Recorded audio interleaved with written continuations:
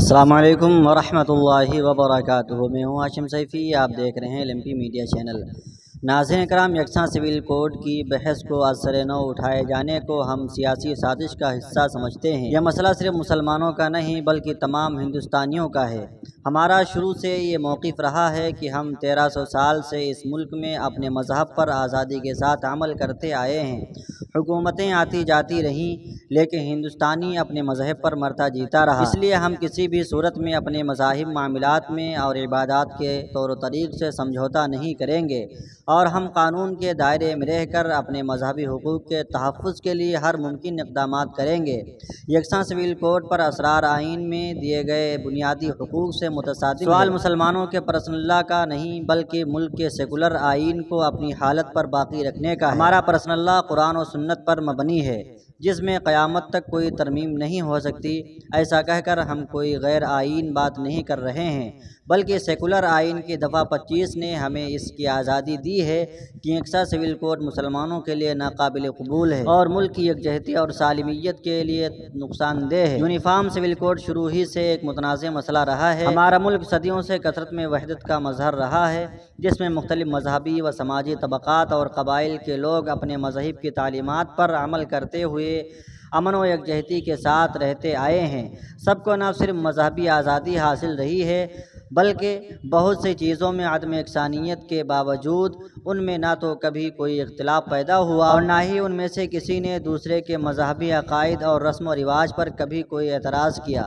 ہندوستانی معاشرے کی خصوصیت اسے دنیا کے تمام ممالک سے ممتاز بناتی ہے۔ یہ عدم یکسانیت 100-200 سال پہلے یا آزادی کے بعد نہیں پیدا ہوئی بلکہ یہ ہندوستان میں صدیوں سے یہ موجود ہے۔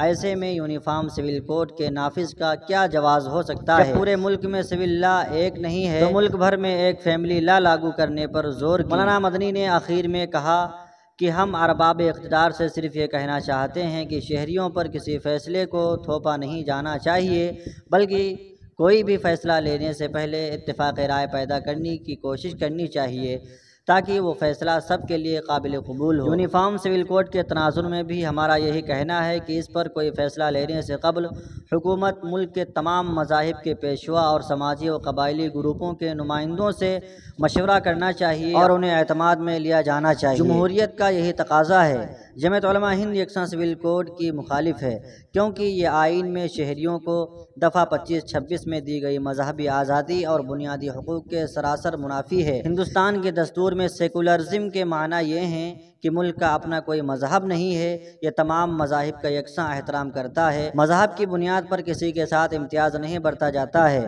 اور ملک کے ہر شہری کو مذہبی آزادی حاصل ہے۔ ہندوستان جیسے تکثیری معاشرے میں کہ جہاں صدیوں سے مختلف مذاہب کے ماننے والے اپنے اپنے مذہب کی تعلیمات پر عمل کرتے ہوئے امن اور یکجہتی کے ساتھ رہتے آئے ہیں، وہاں یکساں سول کوڈ کو نافذ کرنے کی کیا بات انتہائی حیرت انگیز ہے۔ بلکہ ایسا محسوس ہوتا ہے کہ ایک خاص فریقے کو ذہن میں رکھ کر اکثریت کو گمراہ کرنے کے لیے آئین کی دفعہ 44 کی آڑ لی جا رہی ہے اور کہا جاتا ہے کہ یہ بات تو آئین میں کہی گئی ہے، حالانکہ خود RRS کے دوسرے سنچالک گرو گول والکر نے کہا یونیفارم سول کوڈ بھارت کے لیے غیر فطری اور اس کے تنازعات کے منافی ہے۔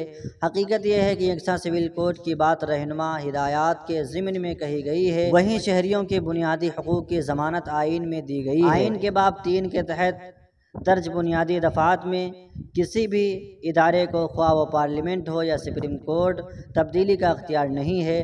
آئین تو آزادی کے بعد تیار ہوا، جبکہ تاریخ بتاتی ہے کہ صدیوں سے اس ملک میں لوگ اپنے اپنے مذہبی اصول پر عمل پیرا رہے ہیں۔ لوگوں کے مذہبی عقائد اور رسم و رواج مختلف رہے ہیں مگر ان میں کبھی کوئی اختلاف یا کشیدگی پیدا نہیں ہوئی۔ در حقیقت ایک مخصوص ذہنیت کے لوگ یہ کہہ کر اکثریت کو گمراہ کرنے کی کوشش کر رہے ہیں کہ یکساں سول کوڈ کی بات آئین کا حصہ ہے، جبکہ ایسا بالکل نہیں ہے۔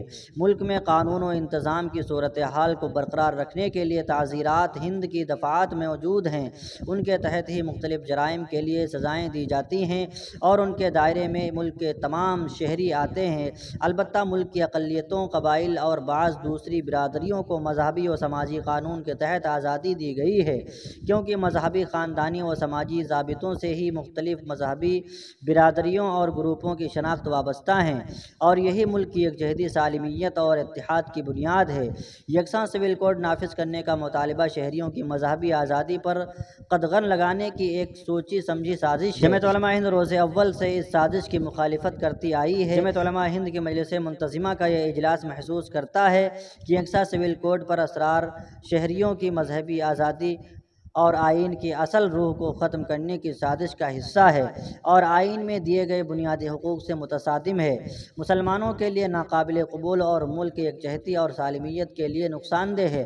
ناظرین اکرام، یہ رہا بیان حضرت مولانا سید ارشد مدنی صاحب کا، جو میں نے آپ حضرات کی خدمت میں رکھا۔ ناظرین اکرام، ویڈیو کو زیادہ سے زیادہ شیئر کریں، چینل کو سبسکرائب کر لیں۔ جزاکم اللہ۔ ملتے ہیں کسی اور ویڈیو میں۔ والسلام علیکم ورحمۃ اللہ وبرکاتہ۔